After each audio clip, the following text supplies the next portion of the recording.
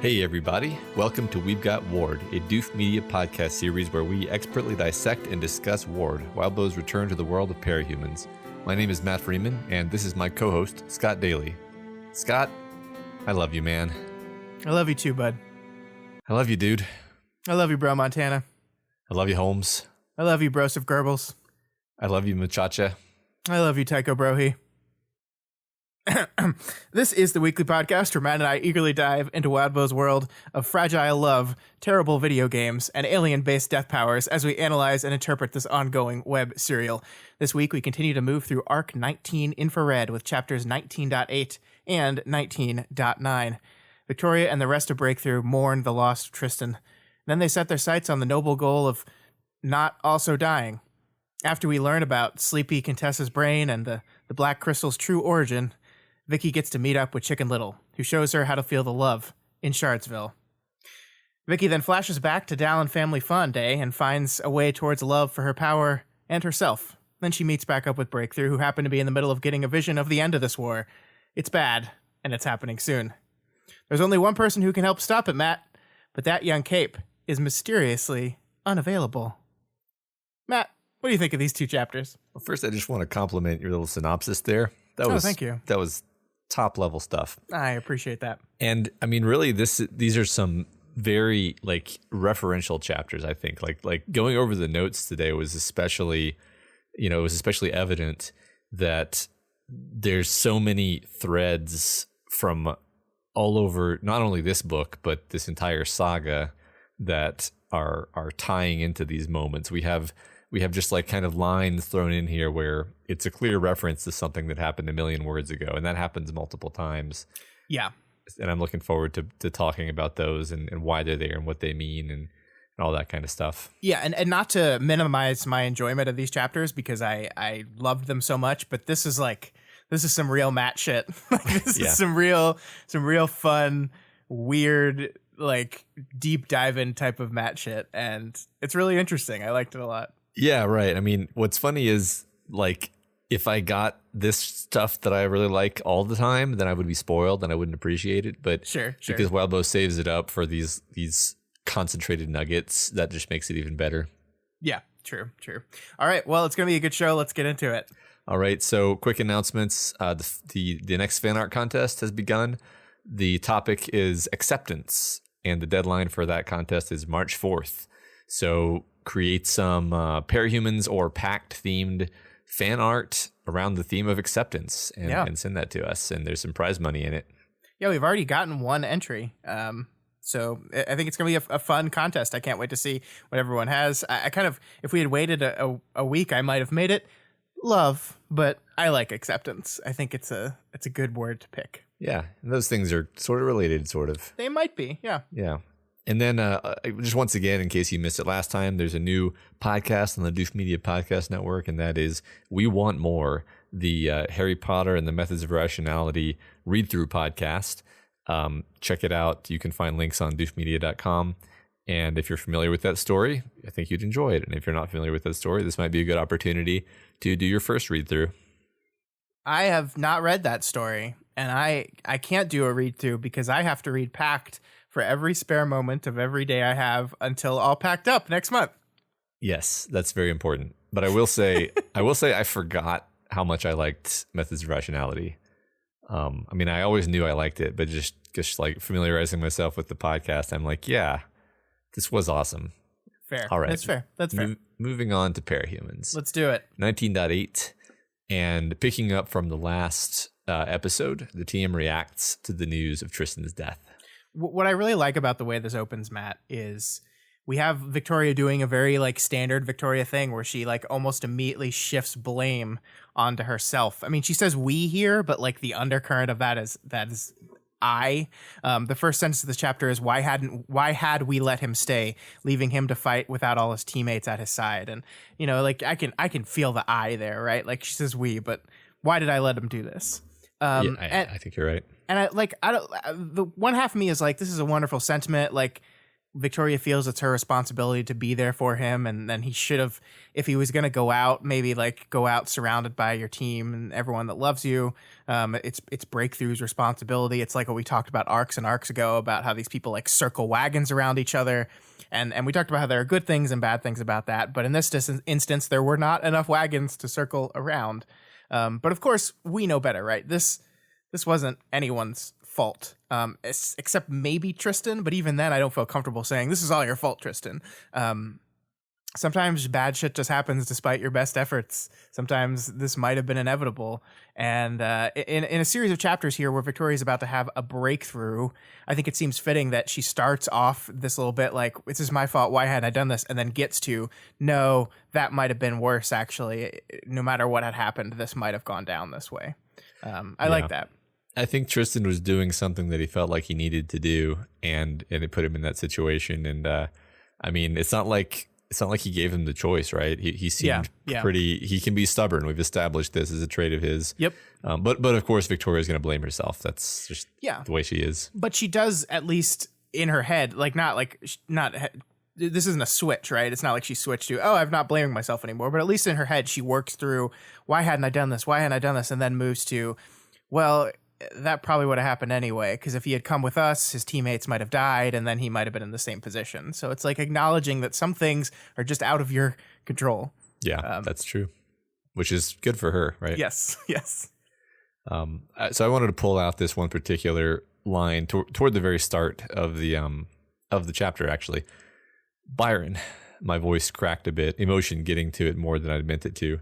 Lessons from Mom, age 13. No crisis was improved by getting emotional. A shitty thing to hear as a hormonal teen, and a mess of doubt and second guessing now that I was older and not so sure of the lessons that had been imparted on me. So I wanted to pull it out because I think this paragraph is doing a lot to set up. So it's tying into Carol's caroling, into the overall themes of what this arc has been about.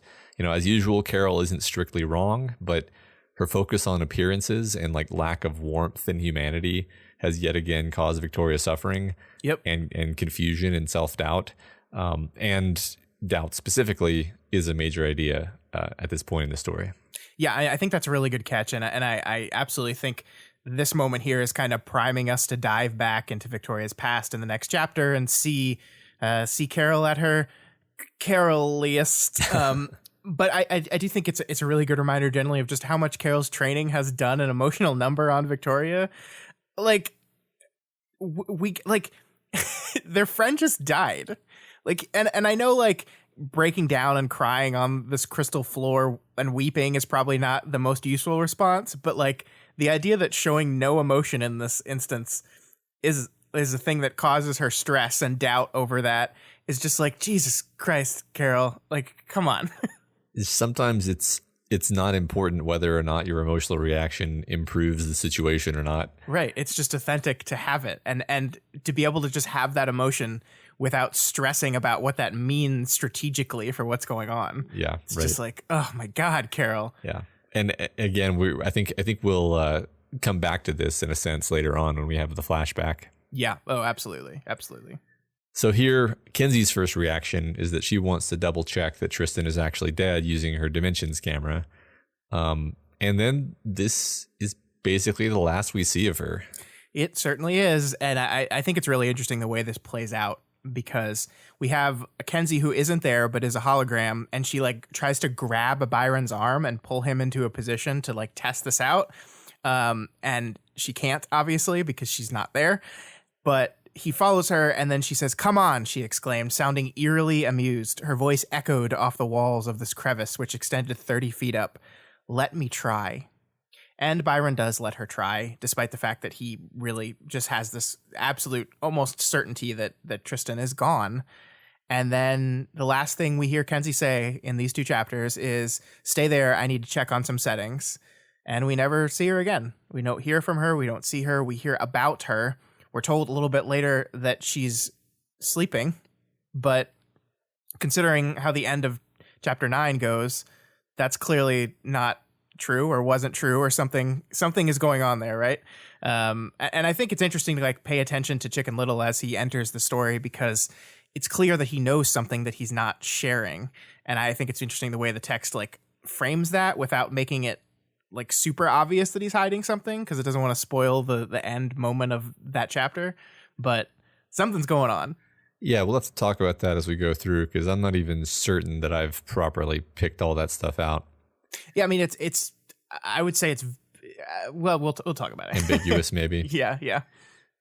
I'm just reminded of how like a couple chapters prior to this, the chapter opened with like Kinsey's creepy laugh echoing across the landscape. Yeah, and tying into all this, like Kinsey acting fake cheerful has been a thing for a few chapters now, and so this could be just a breaking point of some kind.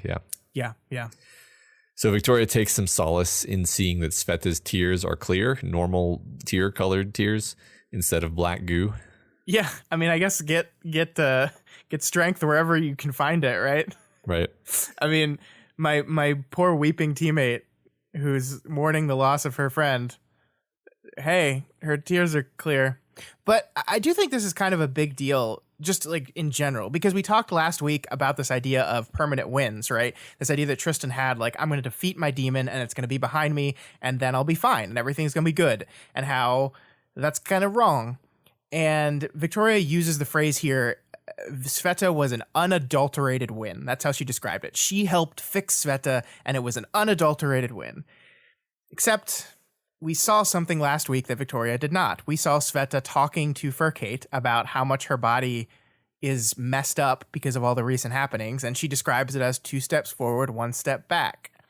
And so obviously things with Sveta are way more complicated. And I know she's grabbing on to this one little bit, but Sveta's journey is not over. Like this permanent solution is not quite as permanently fixing as Victoria was convinced it was going to be. Sveta is still going through shit. She's still having difficulty. She's still on her journey. And I don't know. I just like seeing her turn to this as a moment of strength, a moment of unadulterated winning. And it's like, well, is it?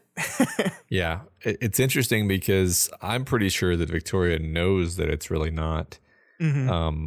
And maybe she's in this moment of loss, just kind of choosing to anchor onto this of like, well, look, her tears are normal. Okay. Yeah. That's at least still true. And, it's giving her a bit of like a place to stand. Sure. But I do think it's maybe, I don't know if I want to say alarming, but it's suggestive of the fact that like we've talked about before, she seems to have this idea that it's only really progress if it's like a fix, a permanent fix. Yep. And it's just not with Sveta. And that's also just the attitude that led Tristan into the situation that he ended up in. So, I think it's very telling that we're seeing Victoria have this reaction right here. Yeah. While mourning the guy who succumbed to that kind of attitude. Yeah. Exactly. Yeah. So I really like this moment where Byron says that he got some healing from Chris, which is why he's like much more functional here than he has been recently. Yep. And then Chris kind of like glances at Victoria out of the corner of his eye. Like you imagine that he's hoping she won't say anything, because now Chris has given healing to 2 very injured members of Breakthrough. And God forbid anyone say that he's like a helpful guy. I know, it's almost as if he like cares about these people's well-being or something. Weird. Yeah. Look, Chris is such an ass, and he continues to be just a wonderful ass throughout this chapter. But like, if we step back for a moment, why is he here? Why is he here right now? Like when he was with them earlier, he said, oh, it's purely academic reasons. If I get accidentally mutated by a Titan, I can study the effect of that mutation and learn more about it, and it'll help me in my studies. And I'm sure he would give that same reason right now, right? Like, he's down here, the crystals are like the underpinning, the underworld of this whole shard stuff, and learning more about them helps him on his quest, right? But he's still here. Right, he's with them. Yeah. Yeah, I feel you. I mean, I think you and I are on the same page that he's in denial of this part of his humanity where he actually hears about these people, or in conflict with it, maybe is a better way of phrasing that, because I think that he knows that this part of him feels this way, and he's sort of trying to kill it, kill the past, but he can't. I mean, and it's so like when you look at it logically. So here's what happened. Like, all a breakthrough was together, and then they said, okay, we're going to leave and go do crystal stuff. And then Tristan said, no, I'm going to stay. I need to stay. My friends are out there. I owe them something. I need to stay with them. And Sveta went with him.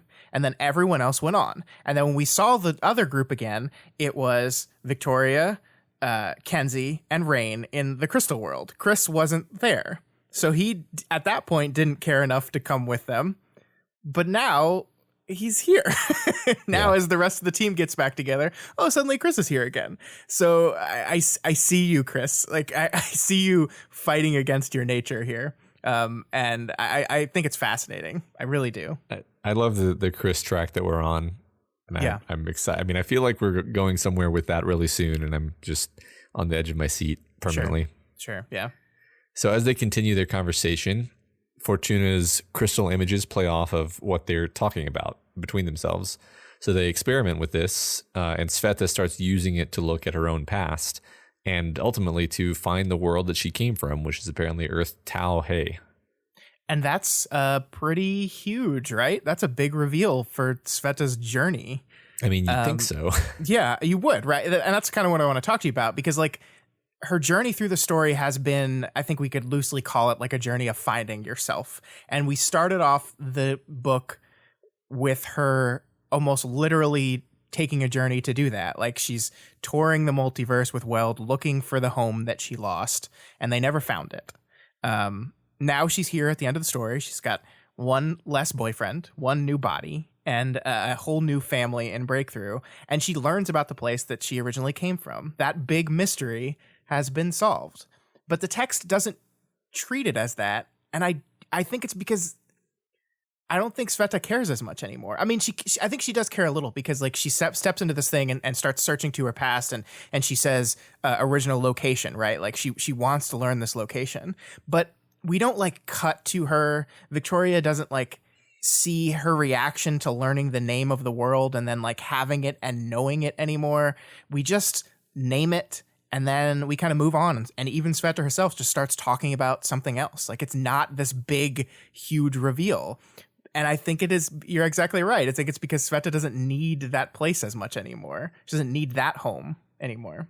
I do think that this is just the perfect use of anticlimax. Like you said, especially toward the beginning of the story, one of the first things we learned is that she was on a boat with Weld looking for this, looking for her home, and like you said, now there's no more Weld, and there's also no more like real need to find it. Like, it is the first question she asks, and it's almost like you can imagine her just like ticking off this box in her head of saying, well, okay, I found it, and I guess maybe if we survive this, I'll go see, but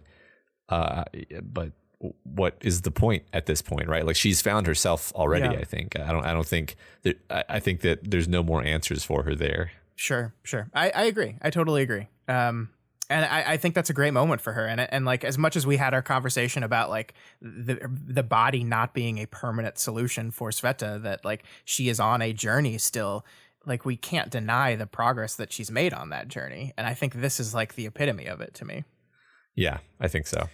I'm also really interested in the fact that it was Jeff, the nice number boy, that told her the location, right? Like, the scene could have been written as the map just had the name on it. Like, the map just said Earth Tau He, or Contessa's memory like says it aloud, like, subject was found on blah, blah, blah, right? Mm-hmm. But instead, the text has number boy 5 look at the map on the wall, recognize it, and then say it out loud and share the information with Sveta, which I think is like, goes a long distance towards this kind of weird relationship she has with this like this kid that is like this example of the people she hated, but really trying to make amends. I don't know. I just loved that little detail, like that it was Jeff, our nice number boy, that decided to do that. I agree. I love Jeff being here in the first place. I think this is so clever because, I mean, just from a making all of this work fluidly standpoint, it's so helpful to have an ex-Cauldron person who knows all this stuff, who is basically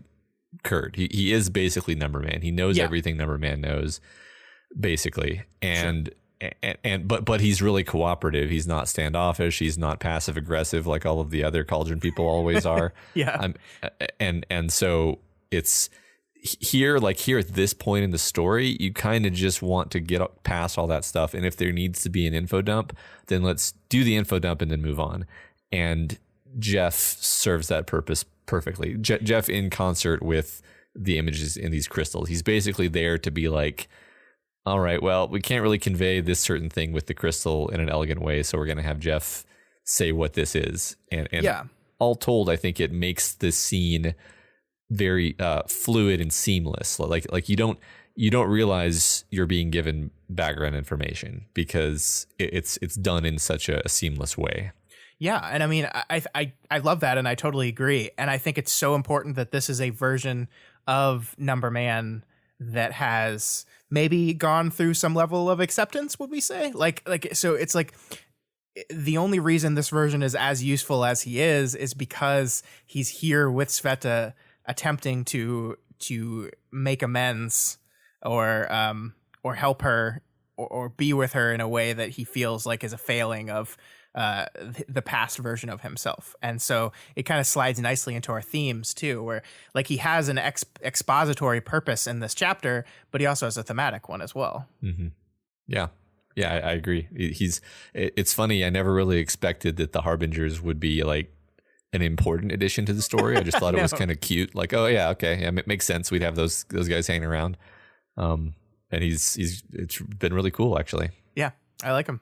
I like Jeff. Yeah. So they move on to discuss the idea that if Contessa wore herself too thin back in the day, then her power would need to supply more convoluted and detailed paths to work around her physical shortcomings.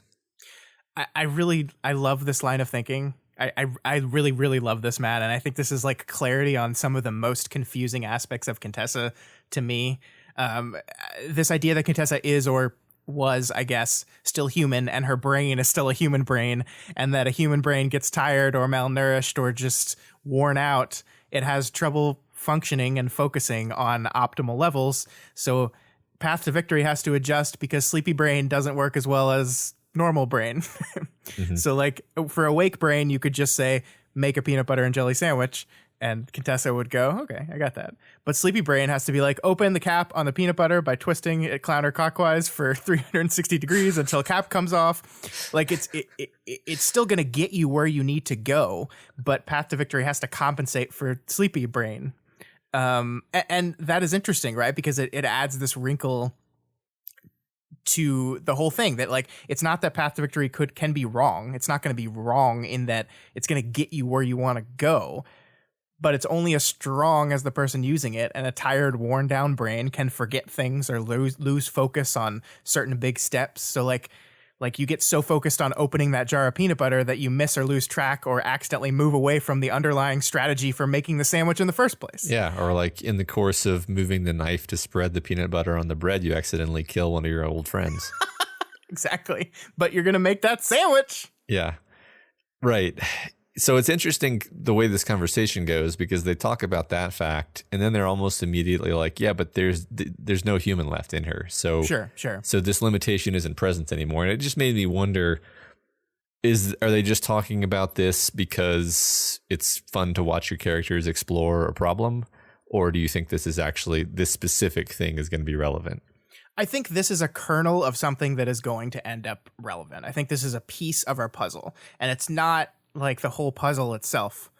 I think this is a little bit of it, like a little bit of this gleaned information. Cause I don't know, like I've read these books a lot, and I don't think there are too many things that are just in here because, hey, it'd be fun to learn a little information. Like, this is a pretty sizable section of the story where they kind of explore Contessa and Path to Victory. And for the story to just be like, okay, that was a fun thought experiment, but moving on to actually solving the problem just doesn't seem like what the story would do. I think there's a kernel of setup hidden somewhere in this conversation. And I can't see it yet, but I think it's there. I had basically the same reaction, yeah. I think it's really interesting though, because Wildbow does this pretty consistently, where he's pretty efficient, and we've said this many times. Any given conversation has many purposes, but the thing is, I think the way he does it, partially the purpose is some immediate proximal purpose, like within that scene, but then partially it's giving you information that he can then rely on you understanding for later. And he may or may not actually leverage that. Like, sure. It's kind of an opportunity he's giving himself. Yeah. That's kind of the web serial thing, right? Yeah, absolutely. I think we've talked about that a lot of times. And we've called it many, many different things. Right. But I think we've compared it to juggling balls in the air, right? And you can just decide which you want to pluck. I think so. It just seemed like I don't know why this stuck out to me exactly, but I was like, I would be totally fine if this never went anywhere because it's just interesting to talk about. But I also feel like it probably will go somewhere. Yeah.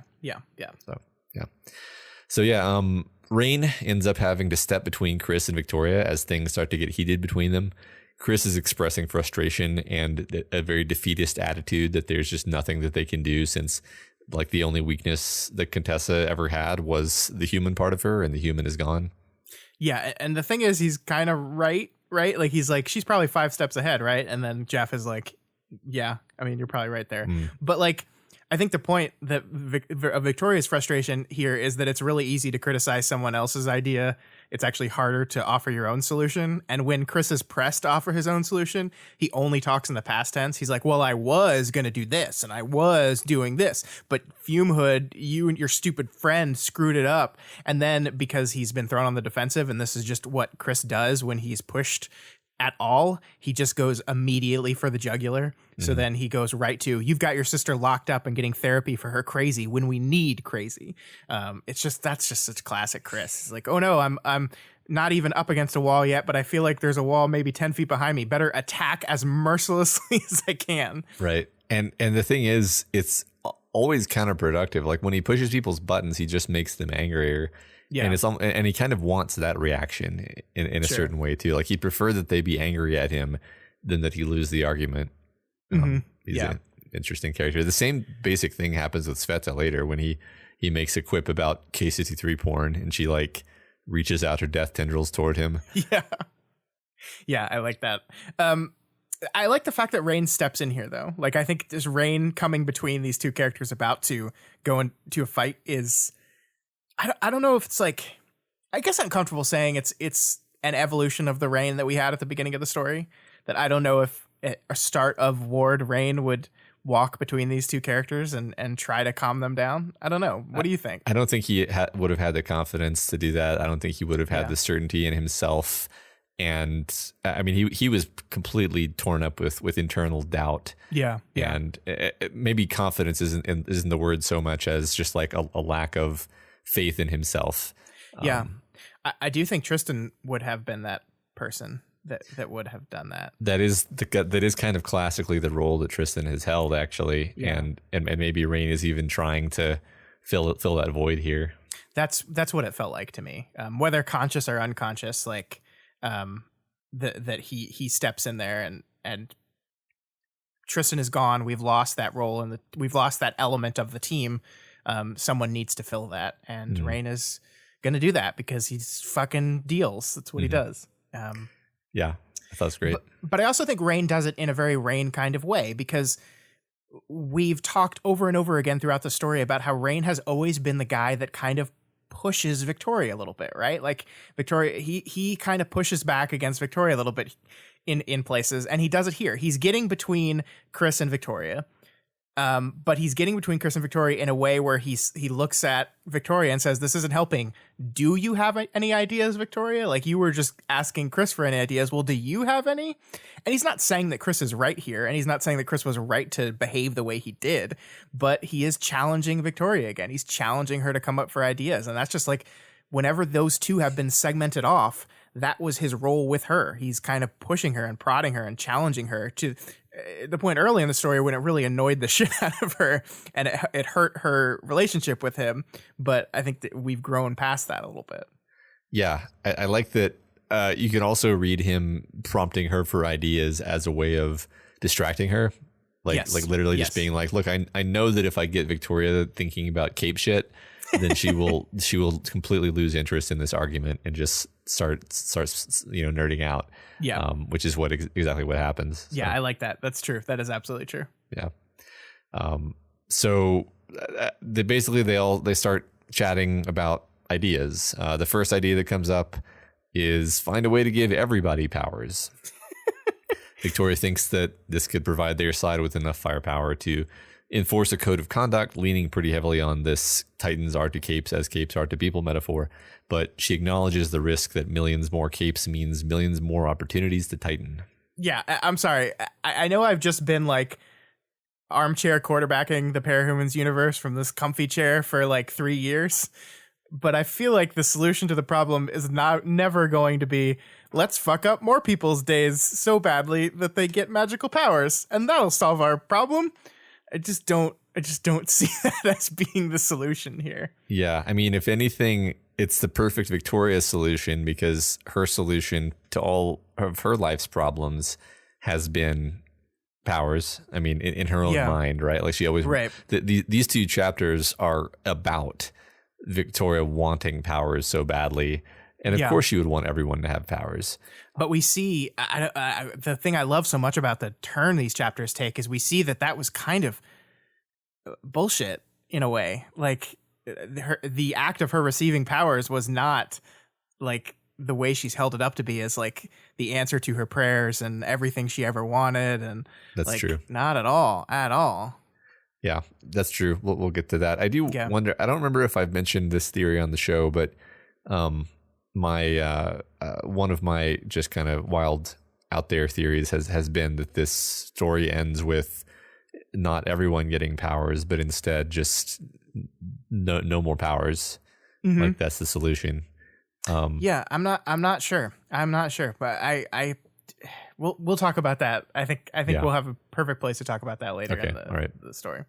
So Byron and Rain explicitly talk about the idea that bonds or the lack thereof are not what makes you a Titan or what makes you go Titan. And, I think that we pulled away from that position in the last episode, so we're not technically wrong. Yeah. I do think it's fair to say that is definitely part of it. But I do agree that the book is kind of trying to introduce a little complexity here. It's not just lack of bonds. It's something a little bit more complicated than that. Do we want to speculate on what it could be, Matt? I'm honestly not sure myself. Oh, I don't know. I mean, I feel like we saw several examples of people losing bonds and then that leading to the situation. But I feel like what happened was losing bonds causes you to go into a place of either lack of self-acceptance or maybe even like self-hatred or self-rejection or some other concept. I don't know if there's a word for. So losing bonds precipitates that reaction inside the person, but that's not necessarily it's not necessarily required that you have bonds or that you lose bonds or whatever. Like I mean, we've definitely seen repeatedly like Victor and Shortcut, perfect examples of people who almost like just before tightening, basically, the most salient thing, the most superficially obvious thing was, it looks like they just felt like they betrayed or lost important connections to people. Sure. But I think, I mean, in Fumud's case in particular, it's interesting because maybe a better read on that would actually be that she realized that she had betrayed herself. She had lost. She had completely violated her own kind of self-acceptance process in a way that she didn't think she would ever get back from. Yeah, yeah. Because Fumehood, like our OG non-Chronos Titan, had bonds with each and every one of those members of the major malfunction. So I think it's not wrong. It's just there's more wrinkles to it than just, well, if you don't have any friends, you turn into a Titan. Yeah. Yeah. Yeah, definitely. So Rain's out of the box suggestion is bringing all the existing capes into a giant cluster.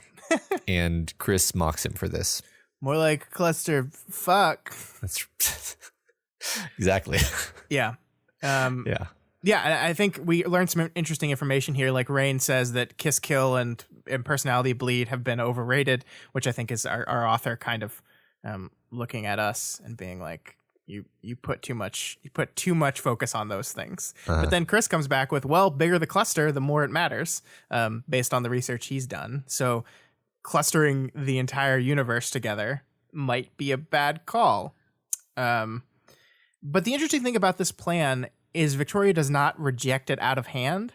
Like, I think she specifically says, I like the direction you're going, and not in the make everyone a cluster. That will be the solution way, but perhaps some combination of weirdness with connections and clusters is going to be the path forward. Something to do with that. Not that exactly, but something in that neighborhood. Right. Yeah. I mean, this is one of those things where we've talked a billion times about how Breakthrough happens to have a K63, a K70, a weird lab rat thing, a cluster cape, like, and a, I guess whatever Victoria is, which is not a, some other non-standard thing. We've got all these different kind of concepts floating around of possible paths that could be crucial to the solution of this problem. And sure, I mean, I almost wonder if there's not going to be some synthesis of all of these ideas in the solution that they end up using. Yeah, I mean, I think that would have a certain poetic nature to it. This is what makes me feel, and I don't know if you feel this way, but at this point, I feel in my gut that we have just about every single little piece of the puzzle here. Like, we have been told everything. At the end of these two chapters, I feel like we've been told everything that we need to know in order to solve the puzzle of what is the solution to this. I can't see that picture yet. It is not clear to me. Maybe that's just because my prediction powers have been shaken after 2 straight weeks of just being abysmally wrong. Rest in peace, my poor bird annoyance theory. But it just feels like in this moment, like, I think this feels like one of those moments where once the scope of everything is revealed, we're going to turn back to it and be like, of course, it was all here. It was all right here in this conversation and these 2 chapters. It was all here and we just hadn't seen it yet. I have no like actual tangible support to that. It just feels like it.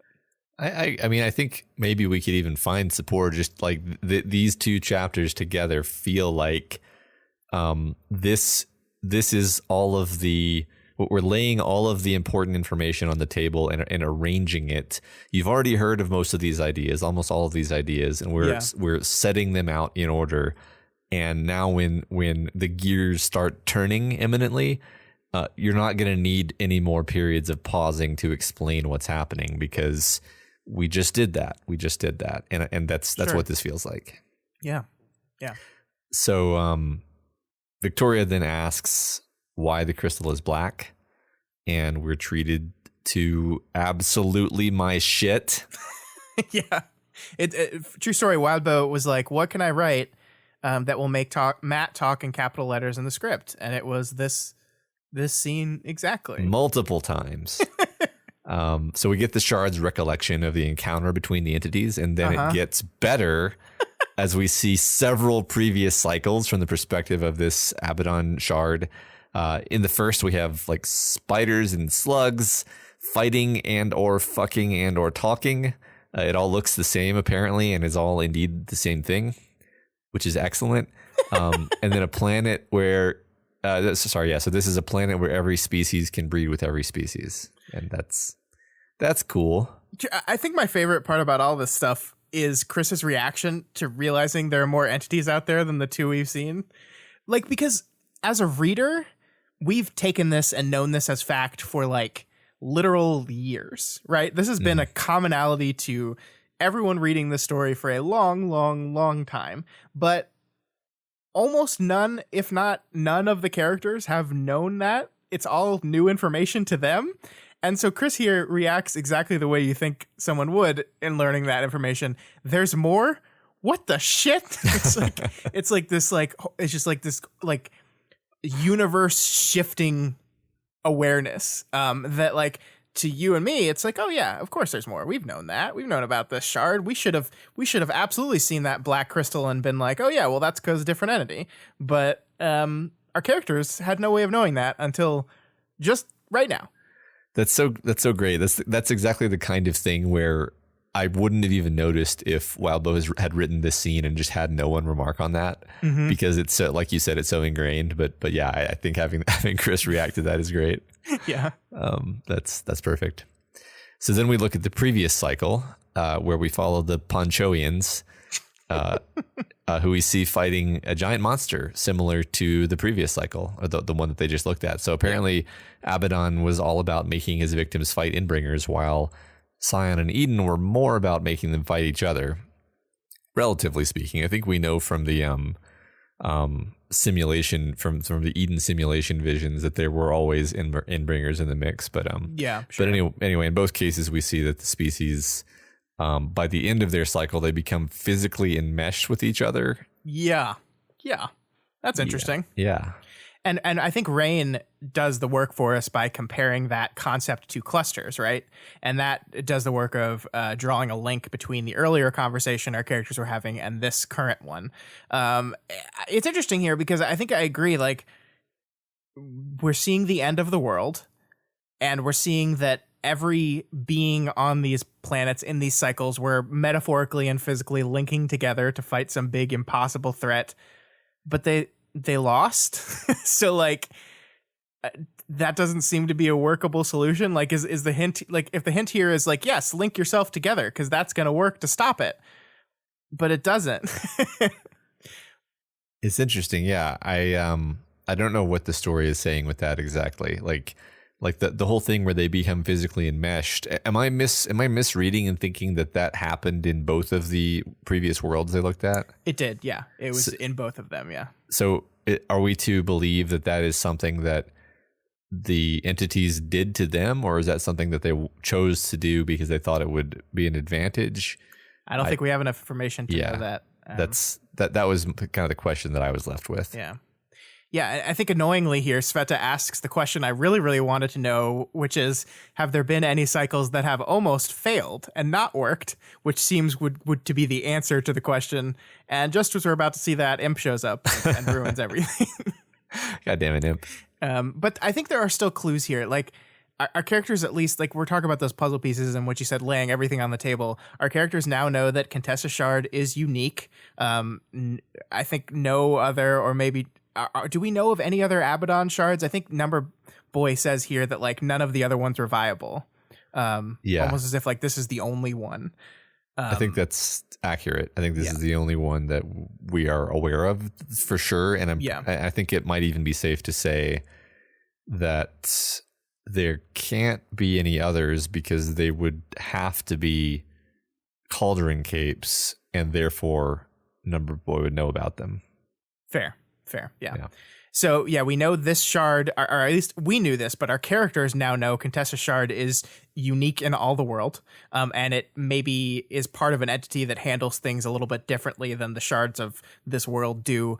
So again, this is like there's a bigger picture here that we're like placing things in, and our characters just haven't like deciphered that image yet, and neither have we. But again, I think this is like talking about the cluster capes, like talking about the Contessa weaknesses. All these things I think are just like there's going to be kernels of an idea embedded in these that we just can't see yet. I think you're right. Yep. So like you said, Imp shows up, or not actually, she shows up via hologram, I guess, to talk to the team. She tells them Kenzie's having a lie down and probable breakdown. Yeah, and as we'll learn at the end of next chapter, that's either directly or indirectly just a lie of some sort.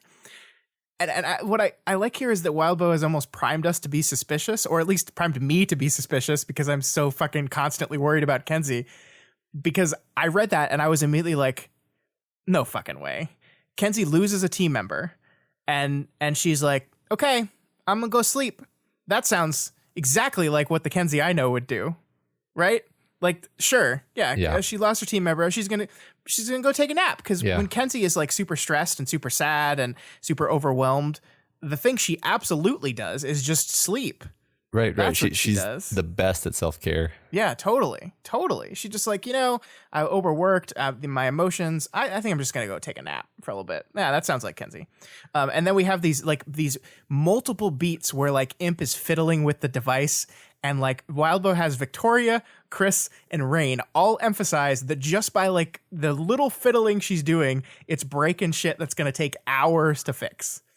And so again, it's like, so that's Kenzie's just like, I'm going to take a nap. Just mess with anything you want. Don't worry about it. Yeah. Send someone to get my stuff. It's just like, I'm just immediately suspicious of all of this. I was just like, no fucking way. Something's going on here. And I think he builds upon that suspicion as we go through the rest of this. Like the least bad thing that could have happened is that she like freaked out and ran out of the room, and they had to like chase her down or something.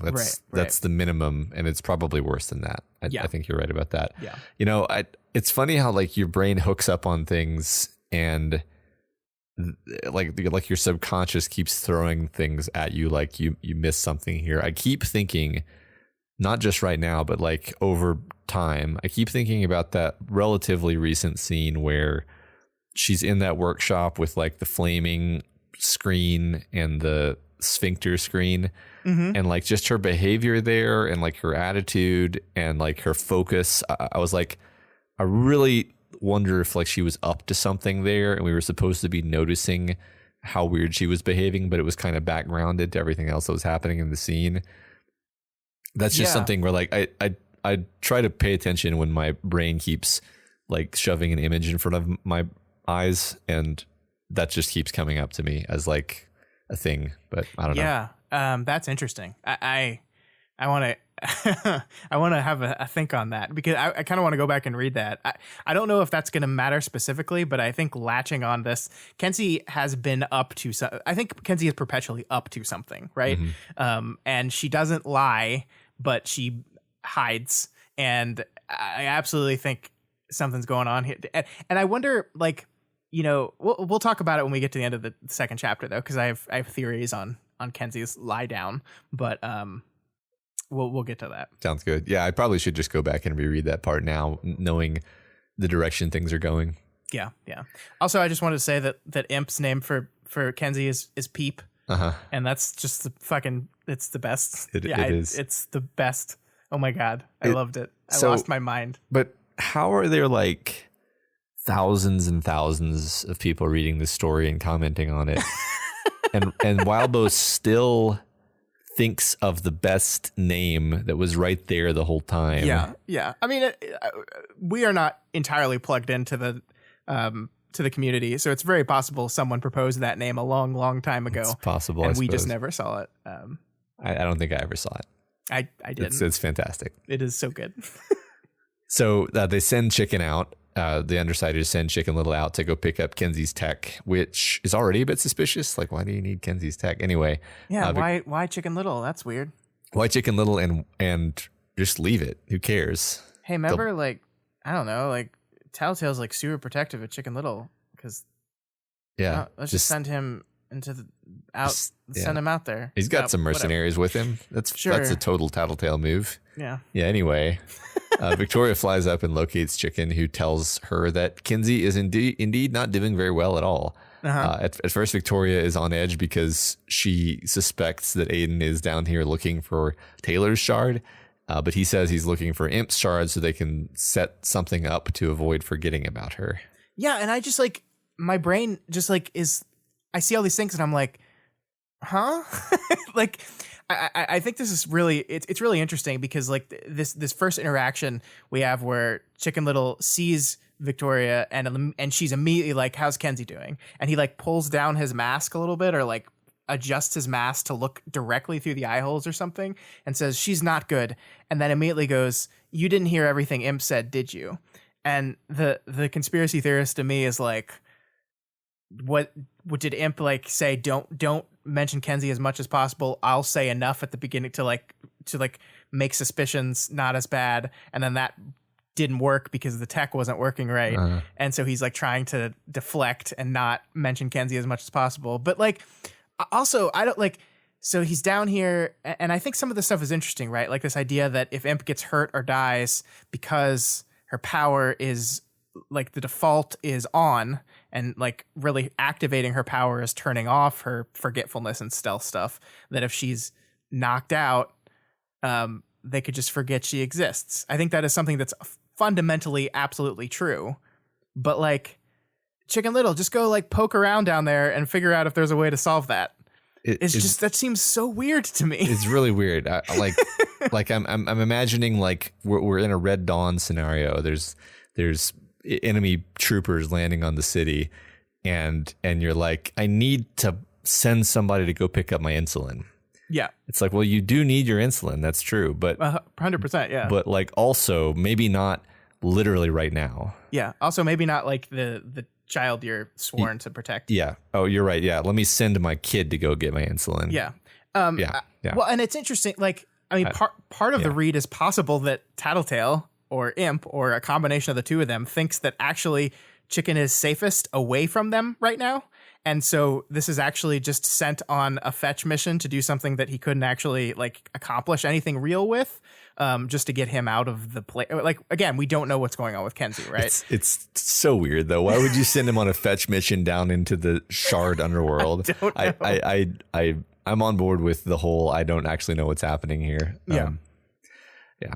But I like, you know, our policy, like when I feel weird about something, my immediate reaction is, oh, he wants me to feel weird about this. And that's what helps. Like, we know the end of these chapters, we know something hidden is going on with Kenzie. So like my paranoia is at an all-time high. And so you add in this kind of confusion where it's just like, what? Like, how would Chicken Little fix Tattletale's headaches? What is he going to do down here to do that? Because they're not in the dream world. No. You could maybe do that in the dream world potentially. Right. But what's he gonna do? Yeah, so like I think my immediate reaction to all this weirdness is be like, oh yeah, we're supposed to feel like confused here because something's going on. Yeah, definitely. Okay, so Chicken Little says he found something interesting. He takes Victoria to this diamond-shaped declivity where she sees Taylor making Aiden some hot chocolate and taking care of him. And, hi, Taylor. And we cried. Yeah, I do love this, not just because it's so nice to see Taylor, which of course it is, but I like that. I think it's important for the protagonist of our story to see the protagonist of the last one, but not in the way she knew her, not her at her worst, not her as the evil Skitter, not her as Khepri, but as Taylor, the way we knew Taylor, the girl in the PJs and the messy hair with her big round glasses, the decent caring person that she was for so much of that story, the person that got Aiden some hot chocolate and gave him a back rub. It's love. It's real love. And it's like a view of Taylor that I don't think Victoria has ever gotten to see. And so I think I think it's important to see this here as much as it is just a fun moment for us. I agree. I mean, I think even if Victoria had the feeling that like, well, Taylor was a complicated person, I don't think she ever really looked at her humanity this way. Mm-hmm. And it is a very beautiful grounding moment. Then you kind of step up from it on like the meta level of writing. And I think this is just a great move because this is a button that's just guaranteed to make me emotional. Sure. Almost anytime you mention Taylor, but this is showing her at this moment of humanity. And like you just said, reminding not only Victoria, but reminding us, oh yeah, I kind of forgot this side of Taylor. Yeah. I kind of forgot about Taylor, not the kind of the monstrous warlord Taylor who is so kind of larger than life that she kind of takes up your mental image of who Taylor is the farther you get away from reading Worm. Sure. But that's what makes Worm so good, is that she is this complicated, multifaceted person and very human.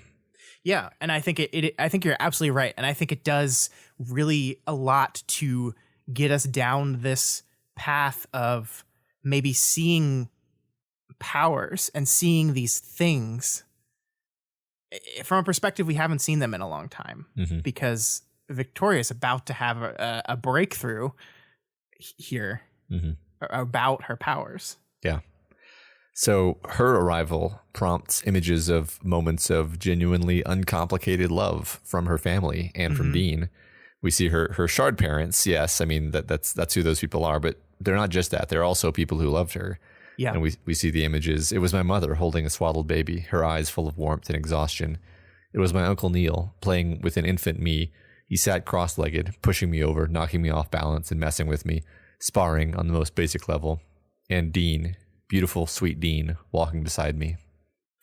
Yeah, this is huge. And it's fascinating because so far in Shard World, all we've seen is pretty negative facets, right? Anger, doubt, grief, annoyance, the worst moments, the worst times, the most depressing, the most terrible thing. We've been kind of wondering, us and I think some other readers, like if the shards were recording everything or just the stuff they thought they could use, just the bad stuff. And this is definitive proof that no, there's love here. It's maybe it's just this little tiny diamond imprint in the middle of Nowheresville Shardland, but it exists. It's here. And I think you said the most important thing about this is that it's love that connects them. These are Waste's shard parents, yes, but they are also people that love Victoria. It's both. And then we see this, is this you? That was only one thing there was only one thing that connected these people to me. Fragile one, only one sentiment. I blinked rapidly and then wiped away tears. These people are connected to Victoria via the love they have for her, but they're also connected to Fragile One via the whole budding thing. So it's not just a shard connection. It's not just a love connection. It's both. Yeah, it's very, very cool. And I actually really like how not explicit it is. We understand how all this stuff works well enough that Wildbow can just kind of serve this up to us, and we totally understand and buy Victoria's shift here. Yeah. Because here she realizes that this is where Fragile One comes from, and that her shard loves her in whatever sense works. And as something clicks inside her, she suddenly has more control than ever, that she has the control needed to give her shard a hug and receive one from her shard. And she realizes that she loves it too. Yeah, and so that's the end of our chapter, and this is a whole lot. And I want to spend a whole lot of time talking about what this means. But I think the best place to do that is in the next chapter, because I think you're right. What is happening here is not made explicit by the text. The questions of like, what is this? What does this mean? Why did this moment cause her to react this way? And I think what happens is the next chapter, the flashbacks we go through, flesh that out for us. It takes this concept and then it explains it to us. Why did seeing these things trigger this realization? And Victoria is going to tell us in 19.9. So I want to circle back to the why of this all when we get through those flashbacks. Yeah. It's interesting because I think 19.8 worked emotionally for me, even if I didn't have like 100% of the clarity. But yeah, that's absolutely what happens in 19.9. I agree. And I think that's the cleverness of it is if in this moment we stopped to explain explicitly what this means, I think it dulls the emotional impact of a little bit. But I think in this case, we have our cake and we eat it too. The emotional moment lands for us. It lands like a nuclear bomb. It's like, holy shit. And then we can step back and explore the meaning of a little bit after we've successfully pulled that emotion off. And I think that's what this does. Yep. So 19.9, and we flash back, which is a thing that we've established happens in recent arcs. And I think it eventually becomes clear that this is not just a flashback. It's more like this is an image or series of images that Victoria is sort of watching and then thereby reliving this experience. Yeah. And it's extremely well written. Just this whole part I just love. So this is preteen or young teen Victoria with Eric and Amy hanging out watching Eric play video games. And apparently these are the days immediately after Crystal's trigger. And interestingly, Crystal, who we know now as somebody who is just very, very aligned with her power and has integrated it into her life, at this point wishes she'd never got it. Yeah. So I think that the thing we're going to circle around to when these visions are done is the why of it all. Why are we seeing these things? What do these things tell us about our character and her newfound love of her power and her shard? That's the big questions, and that's the questions we're going to answer, or at least try to answer here in a bit. But I think you're absolutely right that Crystal's choice at the end of the section to wish she never even got her powers, a choice that pre-trigger Victoria is almost completely incapable of understanding, is so key to all this. And I think it that works, that matters, that hits for us because exactly what you said, Crystal has established this person that was so that her power was so integral to everything that she is. Her functioning on a daily life was integrated with this power. That is quite the change. Quite the change. Yeah, right. I mean, it's actually quite mysterious. You're hooked because you're like, wait a minute, really? Yeah, Crystal? yeah. This is Crystal? Wow. Right. For my part, though, I just loved the start of this. I just like the way Wildbow plays with us a little bit here. We left the last chapter with "I love you too," and then we move into this, and it's childish arguing, and we're not in an interlude. So I think there's this moment of confusion as you open the chapter. You're like, wait, what? We left Victoria like making out with her force field, and now we've cut to this, and it's this kind of disorientation. And of course, I think we learned quickly that we're in a flashback, but it's a little bit of disorientation at the start of this chapter, and I think it makes you kind of pay a little bit more attention to this childish arguing a little bit because you're a little confused. Yeah, I think so. I mean, I think it took me maybe a couple paragraphs to be like, oh, okay, flashback, yeah. So apparently in this universe, we get Cubert Kart with a Q instead of Mario Kart. Christ, what a hellhole. Yeah, I mean, some days you feel bad for all the stuff that happened to Earthbat throughout the course of the story, and some days you're just like, Scion was right. And that's one of those days today. I can't argue with you. So I want to talk a bit about this specific interaction between Victoria and Amy because it's just very simply extremely relatable sibling stuff. Like they're just poking and prodding at each other physically and verbally, but without any real malice. And that's it, right? Like it doesn't go anywhere. It doesn't escalate. That's just kind of how that thing goes with siblings. It's the equivalent of like puppies tussling and biting and shoving and then just like doing something else, like nothing happened because it's so real, right? And I think it's kind of interesting because it reminds you that they had this relationship, right? Yeah, it's fantastic, and there's this kind of undercurrent of horror beneath it because we know where all of this goes. But it is real, and it is. I think it's powerful. Like once upon a time, this was just two sisters that like were just behaving like two sisters do, where they were just poking each other and teasing each other and just being siblings. And we know that is not going to stay that way for much longer. A few years later, and that's all gone. And it's effective and it's horrifying. It's fantastic. It really is. Yeah, it hit me pretty hard, and I don't even know if I can, even now trying to work my way through it, I don't even know if I can say why exactly. It's just this. It's such a, like if you just cut out this scene with no context and showed it to somebody who was unfamiliar with the story, I think they would just be like, wow, this is a great little slice of life, you know? Yeah. But of course, Wildbow, he's like, this entire conversation is just sprinkled with stuff that has multiple meaning. Yes. And like this moment here where she's kind of talking about the battle for space under the blanket.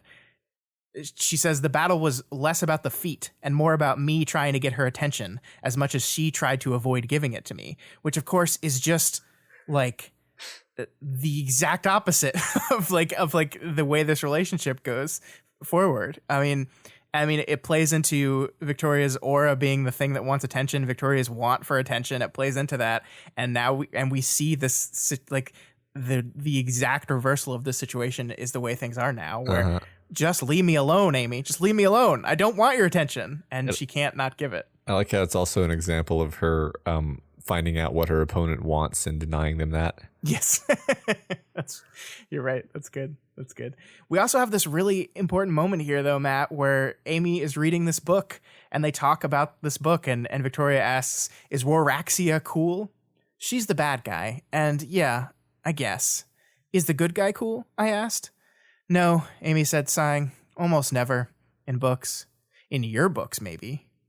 It's the appeal, isn't it? Peasants, criminals, orphans. They get a chance and they become cool by the end of the book. And oh my God, like the meaning in this. Yeah. Like, I mean, the question the thing that I love about this section is we have these kids, they're much younger, and they haven't gone through some of the most horrifying events of their life that has transformed them into the people they are today. In Amy's case, a monster. But like, Wildbow still gives like little kernels of who they are here. Like you can see the person who Amy is in the present day in this interaction here a little bit. And I wonder if Amy, the Red Queen, sees herself as the good guy of her story. And she's a criminal. She's an orphan, a person who did bad things. But the book gives them the chance, and they become cool by the end of it. And that's why she feels like that chance is owed to her, because like this is her story. She's the good guy in her story. The story gives them the chance to be cool by the end of it. That's what I am owed. Why am I not getting that? I mean, and yeah. Holy shit. That's interesting, because Amy is a YA protagonist. Yeah. Like she's the quote unquote orphan child of a mysterious rogue raised by I don't know how to translate this into YA speak, but you can do the mapping yourself. Like you can see how she would believe this about herself even now. Yeah, it's pretty funny actually. Yeah, and so I love that. It's like this is a completely innocent conversation, right? Like, but she doesn't. It completely leads to the person that I think we see. Yeah. It doesn't do it in a way that's too on the nose though. No. I don't feel like Wildbow like mapped this out to be like this, like, and I'm going to show exactly the connections and how their relationship evolved through this conversation. It's you just see the seeds of it here because it's just organic. These are the same people. They're just younger. So Yep. Yeah. I like Amy finding dissection to be gross. It's very, very good. It's so good. I have nothing clever to say about it other than it's such a good idea. So perfect. Yeah. I love Victoria's backseat driving of Eric's video game. It's my favorite character moment of all time. Because it's just so her. Like as she's wargaming his strategy, what he should be doing, and like basically suggesting the things that Victoria would totally say. Like, I mean, her advice centers on the need for like mobility and not taking hits, which are all just like, yep, it's the power you get. Yep. And like, this is why this section works so well. And we already talked about it with Amy, but here it is again with Victoria. Victoria is not the person she is in present time, but we see that person here. We see seeds of that person here. This is the Victoria we know in this moment. And that, like, the Wildbow manages to sprinkle that throughout this entire section, makes it so fun to read. It's just so enjoyable to read because you're like, I recognize that. I see Victoria in that. The choice to kind of backseat game, and like she's about to take over. She's about to be like, I'll do it. Like, you're not doing it right. Just teach me the buttons and I'll beat this for you. And you know what? I believe that she would. I believe that he teaches her the buttons, and in 2 minutes he's beaten the boss. She's beaten the boss that he's stuck on. Like, that's Victoria. I think you're right. That's so good. So then New Wave kind of barges in, and they have a serious talk with the kids. This is another fantastic piece of writing because Carol and Sarah seem to want to take different approaches with this conversation. We see that play out here. Some members of the group are much more willing to lie about like the odds that trigger events could possibly be good. Yeah. Some of them are willing to say that having good grades is important to ensure that you get a good trigger and a heroic power. Holy shit, Carol. Oh my God. There is so much here. Holy shit. Like the thing that I think I'm pretty confident in saying after reading this multiple times that the Dallins and the Pelhams are aware that this whole good trigger versus bad trigger thing is kind of hogwash, right? Probably. Like, I mean, I think it's possible that they're just like, well, I guess we all got bad triggers. Yeah, it's just like statistically possible. Like, well, I mean, like if we look at how the conversation goes, like Sarah starts it, and then Carol jumps in and says, if you want it to be a good day, the best you can do is be a good student, a good athlete, and the best person you could be. Strive for all those things and accomplish those things. And then Sarah says, but, and then she like gives Carol like a goddammit Carol look, and then says, as far as we can tell, that's rare. So even there's a possibility that Sarah like buys into the fact that a good trigger is possible, but it's like super, super rare. And so expecting that is probably not smart. Yeah. And that's the difference in Sarah and Carol's tactics here. Sarah is just like, it could be good or bad. Good is like super, super rare. You should do whatever you can to make it as good as possible. You should just be a good person and be mindful, but also be aware that like some days you're going to have a bad day. And that could be the day it happens. It's like very kind of motherly shit, like prepping you, like hoping for the best, but prepping you for the worst. Right. And then Carol's like, and that means get fucking good grades, Amy, and join clubs. And if you don't get a trigger, like it's, I compared this like, Sarah is kind of like Santa Claus, where she might not believe this whole thing. She might kind of believe it's true, but on some level knows it's probably bullshit. But she's like, showing them this idea of Santa Claus to make them feel a little bit better. But to Carol is like, this is a boogeyman. So like Sarah's like, well, be good, try to be the best you can, and like placating them a little bit. But to Carol, it's like, do this stuff or else. Do this stuff or else. If and the result of that is if you get a bad trigger, if you get a bad power, obviously that means that you were a bad person. Yeah, it's your fault. Yep. Yeah. Jesus. Yeah. Which my reaction to that was like, well, I guess Amy studied hard because she got like the strongest power in the setting. But yeah, such a good power. She heals people. Yeah. Wow. Yeah. And can break all the limits on powers and shit. But anyway, yeah, I mean, it's perfectly who these two women are. Yeah. And I feel like we've gotten to know Sarah pretty well at this point, actually. So. Yeah. It just like Sarah, just like gentle and like, yeah, Santa maybe will give you a present. Just try to be as good as you can. And then Carol like, no, fuck you. Yeah. You better be good or else. Like she leans on the or else of it all. We see this like go through even how they talk about their trigger events, because Carol tells her 13-year-old daughter that like, yeah, I totally killed someone. That's like she like the brutal honesty that they want of this thing, whereas Sarah's like, well, maybe we weren't gonna do that. We weren't gonna go there. Yeah. I mean, just fundamentally, Carol is this. She deals with her issues by trying to be so good that nothing bad can ever possibly happen to her. Sure. And this, she's a striver, but it's not striving from a place of wanting to succeed. It's pretty much what she says here. It's striving so that bad things don't happen to you. Yeah. It's fear motivated. Right. And the problem with that is, if a bad thing then happens, you've been trained by your mother to make that your fault. If the way to stop bad things from happening is to be the best possible person, then bad thing happening equals you weren't the best. Sorry. Yeah. And that's just not the reality in any world, let alone the Parahumans world. Yeah. Yep.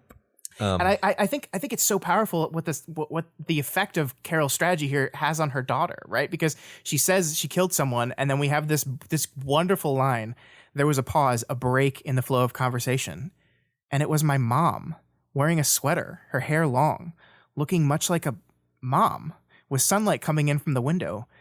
And I could see it in her eyes, the fact that she had come to terms with that. So this is like, for Victoria, a almost entire reorientation of how she looks at her mother. It's like she's wearing a sweater. She's probably got on some mom jeans. She's got some big poofy mom hair. And she's a killer. Yeah. And she's okay with that. Yeah. Yeah. This isn't something that bothers her anymore. Yeah. Yeah. It's great. It's great. I mean, this scene is less prone to being shown to random people in isolation, but yet again, it's just a lot of great dynamics between people. Yeah, Speaking of all the characters in the scene, is it just me, or is Flashbang's explanation just the most what? Excuse me? Single sentence in history. This is Flashbang's explanation for his trigger event. I was on a boat when we were attacked. No, Matt, it makes perfect. He was on a boat, Matt. What more do you need to know? Especially when rereading, I felt like he was going to say more, and then they just cut him off, and he didn't bother explaining further. He was on a boat. I don't understand what more you need. Therefore, light grenade things. Yeah, he was on a boat. Gotcha. Attacked by who? It's passive voice. What? He was on a boat. Oh my God. I don't understand. I don't understand what your problem is. I'm there. I'm with him. Yeah. Okay. Well, I'm glad you are. I read that line. I just read that line so many times. I was like, am I missing something? Is this an explanation? Oh, I loved it. Mm-hmm. Okay. So yeah, this part is great as we move into Crystal basically saying she wouldn't want her powers if she could do it over. And Victoria's immediate reaction after being told that this is a sensitive time and that Crystal's in a very fragile state is, "That's crazy," I said. Victoria, my mother's voice was stern. "We were just talking about sensitivity. But you can fly, Crystal. And every time I do, it feels a bit like I'm still running away from those people," she said. Ugh. This is perfect. This is really wonderful. And I like, of course, what this is doing is setting up perfect contrast to the next section where Victoria will recall this specific memory and note how much she feels like Crystal in that moment, despite the fact that, like, finding it just incomprehensible to feel that way beforehand. Yeah.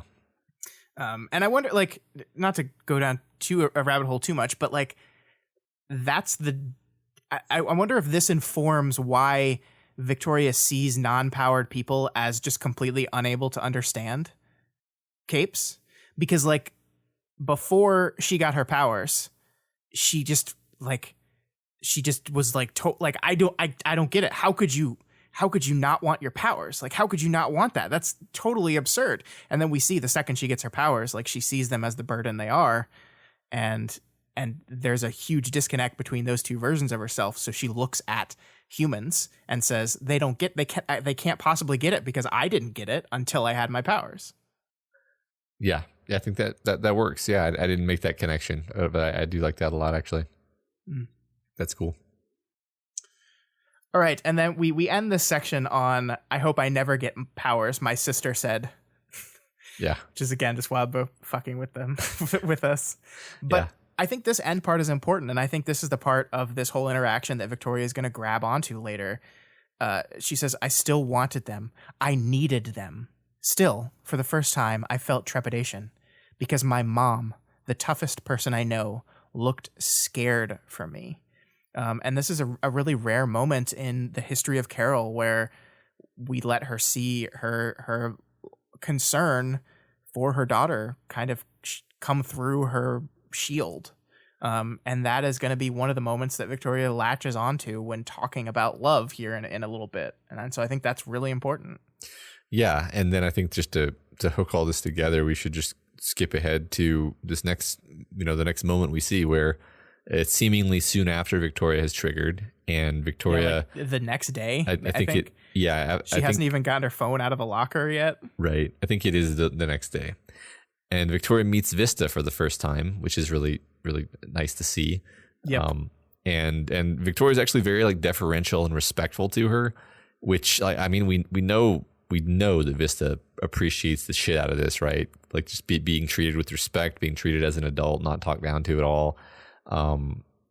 Like even as she smiles and shows that she's still growing in her permanent teeth, she just kind of relishes this amount of respect, I think. Yeah, I think you're absolutely right. Like if you ask the question, why are these two still friends today? It's because in this early moment, the first time they meet, Victoria extended her a kindness that she doesn't get from so many other people. I hadn't put that together, but you are 100% right there. I think it's really good. And I think it's especially because Vista's probably a bit upset because I'm pretty sure she's already like in love with Gallant at this point. Yeah. And she knows that Victoria's dating him. So this is all set up to be an upsetting moment for her. And Victoria just plays it so well, not even knowing that actually. She just is just really kind to this girl, and Vista absorbs it and is like, all right, I like you. Well, and I like it that it's not an act or a strategy, that it's just Victoria like worships heroism and superheroes, and therefore just any superhero, no matter how old, anyone that's on the side of good, especially in these young times for her, is seen as someone worthy of respect. Yeah. And that just so happens to endear Vista to her a whole lot. Right. I mean, saying that Vista is her senior is the perfect thing to say to Vista. It is. Yeah. So Vicky then goes to talk to Gallant. She's processing the aftermath of her trigger event, and she finds that she can relate to Crystal's earlier comments. Yeah. She tries to convey to Dean why it happened, what pushed her to that extremity, although she can't really say it exactly. She kind of tries to convey the feeling of it, and then she wants him to tell her his trigger in response, but he doesn't. And well, we know why. Of course, Victoria does as well now. Yeah, because he's got that flask power. Yep. I love this. I love this so much. We have this, like, look at Victoria here. Like, this girl, all she ever wanted to be was a superhero. She was like bred for it almost. She was trained for it. It's an expectation. And she gets it because she feels all alone. She feels so far away from everyone. And her power allows her to fly. But she triggered because she was so far away from everyone. And as she said so many times in this novel, flying just isolates you. She says here that, like, I feel everyone else is so small and nobody else can do this. It isolates her. It removes her. It's just like every time Crystal was flying, she felt like she was running away from the people that were chasing her. Every time she's flying, she feels like she's flying away from the people she felt so separated from already. And it's perfect. It's so good. It's so good. Yeah, right. I didn't even know that I was missing seeing one day after her trigger event Victoria, but it's such a perfect moment, especially coming here as it does in the story at this point. Right. It's beautiful. Well, she's a person that loves superpowers, loves being a hero, loves, like, these are things she's always wanted. And we see here the day after, she doesn't like it. And I think that's like one of the internal push and pulls of Victoria is this person that loves that's fascinated by powers, loves heroism, and hates hers a little bit, hates how they make her feel, hate what they do to her. And it's this inherent contradiction here. And I'm fascinated by it. Like, I think it's like been there the whole time, but it's never quite been as clearly stated as it is here. Yeah. I think you're right. So is your feeling that in the course of this scene, one of the major things that happens for her is she kind of mentally rearranges some things and gets to a place of like, oh, I don't, or I shouldn't hate my power because it's been doing its best and it comes from all these good places. Yes. And there's a lot of bad shits happen, but there's no reason for me to say, therefore I need to feel dark feelings about my power. Yes. Yeah. Yes. Okay. And I think we'll get there explicitly in a bit, but yeah. Yeah. I mean, I think, yeah. So she's basically been standing around staring at the crystals for an probably very long time because it's Victoria. And she kind of comes back to the present, and Chicken asks her, "Are you okay?" Which is a beat I'm pretty sure we've pointed out has been repeated many times. And Victoria points out the same here and says every time the answer has been an internal fuck no and an external sort of change of subject. Yep. And I mean, I think that the text does a really good job of reminding us of this just before, where Gallant asks her, "Are you okay?" And she does that same exact thing. She deflects and avoids and doesn't really answer the question. But for the first time here, she answers, and answers truthfully. "I am better than I think I've ever been, Chicken Little," which is a pretty huge statement there. It really is. It's so... It hit you right in the heart to see that. I was like, oh, like I really hope that's true, because that's great. I am taking the tact here that what is happening to Victoria right now is going to eventually be good for her, and I will be devastated if I am wrong. But that is the direction I'm taking this, and I'm gonna use my relentless optimism to hold fast to that until the text tells me otherwise. But that's what I'm doing right now. So. I saved Vista's life with my relentless optimism, so I'm gonna apply that force right here. Perfect. So the deluge of memories and affirmations of connection and love and fullness just overwhelms her, and it centers her, and she thinks to herself she's able to take the first full deep breath of the story, if not the entire Parahumans saga. And even when she reflects and remembers all the bad shit that's happening right now, it all just kind of feels like it's workable. Like she can. It still definitely sucks, but she can withstand it. Yeah, it's great. It's wonderful. And so we're here, Matt. We're at the end of the flashbacks. We're back just after the moment where Victoria looks at her force field and says, "I love you too." And so it's time to answer that question we've been kind of ruminating on here. Why did she see these flashbacks, and why did these thoughts drive her to "I love you"? And I think this sentence here does it all for me. The only thing that would tie these people together would be if they were the sources of my powers. And as much as my family had tried to prepare me for the fact that powers came from a dark place, mine didn't. At least not like this. And I think it's time, Matt. I think it's time for us to throw away this powers equal trauma metaphor once and for all. I think it's time for us to admit that it's a little bit more complicated than that, and it probably always has been. And I think that metaphor has served us well for the last 3 years. I think we've used it appropriately in a lot of places, but it not everywhere. And powers come from trauma, often are the result of trauma, but they are not trauma of themselves. And I think that's what this part of the thing is exploring. Yeah, I'm not sure, I think you're probably right that it's more complicated. I've kind of recently been, and this is more of a, I don't know if it's a nitpick. I think it matters, but like we use the word trauma. Trauma means two different things. It means the thing that happened to you and the injury that you incurred, right? Like you say, "Oh, I have head trauma." That means you have an injury, right? But sure. The trauma was also the incident of receiving the trauma. Anyway, the point is, well, obviously when we're saying powers are a metaphor for trauma, we mean the injury, the psychic injury. Sure. But I think there's a lot of ways of being hurt in a way that is lasting that aren't necessarily trauma, or being changed in a way that is lasting. Mm-hmm.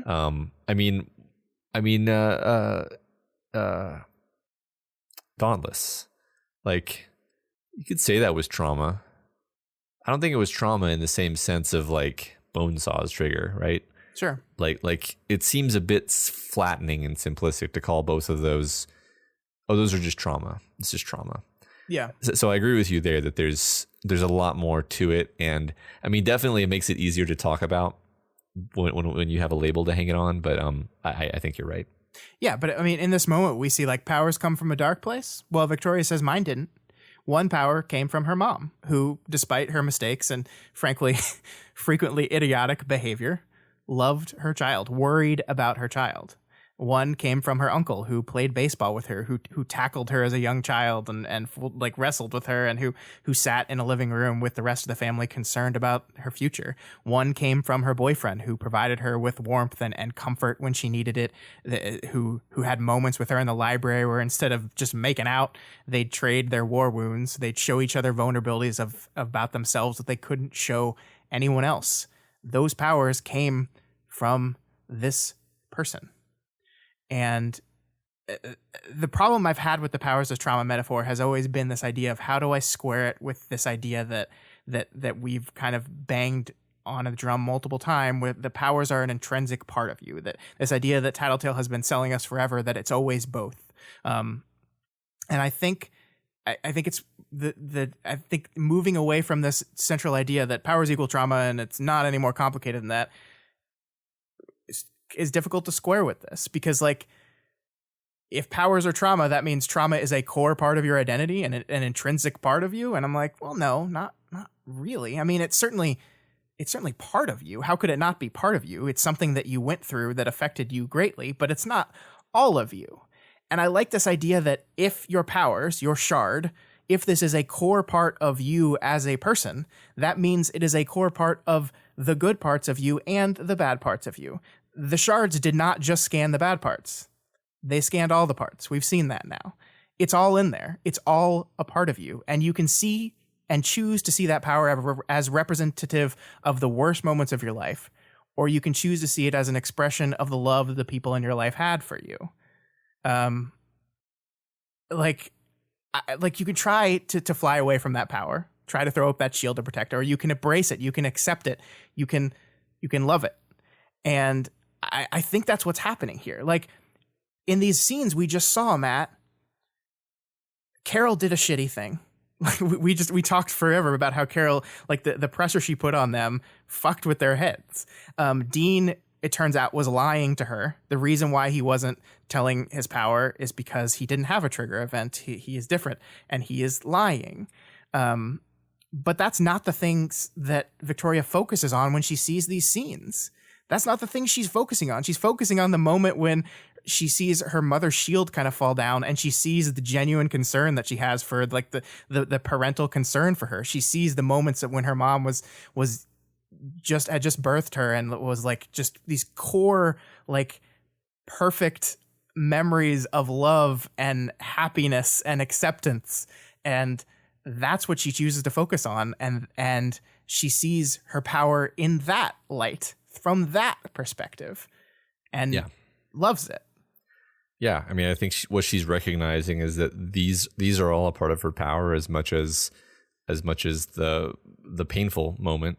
And then she accepts it, and she accepts herself, and she loves it, and she loves herself. I mean, it's I think it's both metaphorically and literally a moment where she is coming to be able to love herself, and I think that's what allows her to take a full breath. Mm-hmm. It's not I love my power. It's, well, your power is part of you. It's both. I love myself. Yeah. I love you, fragile one. I love me. I love Victoria. And yeah, I love, God, the idea that she hasn't taken a full breath ever. This is like the first time in her life she's taken a full breath. And you talked about this, but like the way the text describes this moment of like, I wasn't feeling like it was attacking me or pressing in on me. I didn't feel like a pre-existing wedge was being hammered or a weak spot tested. Those wedges were still there. Those weak spots were still there. Just, they were only there in their spots. All the other stuff, fucking all of the other stuff, were in the spots they belonged. So it's not like this is the magical cure, right? Like, you still have your problems. You still have the things that happen to you. You still have the trials and tribulations, and the things that are like attack you and wedge into those weak spots are still there, but they're there. Like, they're not the only things. All of that other stuff was where it's supposed to be. I really, what you just read, I can't overstate how much I love, because it's such a universal experience, right? The difference between being stressed out, overwhelmed, and then just everything in the universe feels like it weighs 10 times more, versus being stable, cared for, and then suddenly all that stuff, that sucks. Yeah. That's going to be annoying, but I can handle it. Yeah, but it doesn't invade every other wedge. It's like those wedges are still there, but they don't invade every other aspect of my life. They're just where they're supposed to be. Everything else where it's supposed to be, and that's living. Yeah, it's such a powerful, wonderful moment. It blew me away. It really blew me away, and I love that it comes from this idea of, hey, all this stuff is bad. Of course it was bad, but it doesn't have to just be bad. And you know what I love the most about it? I love that it has nothing to do with Amy. I love that it has nothing to do with what Amy did to Victoria. I love that this moments of self-love and self-acceptance is entirely independent of that terrible, awful thing.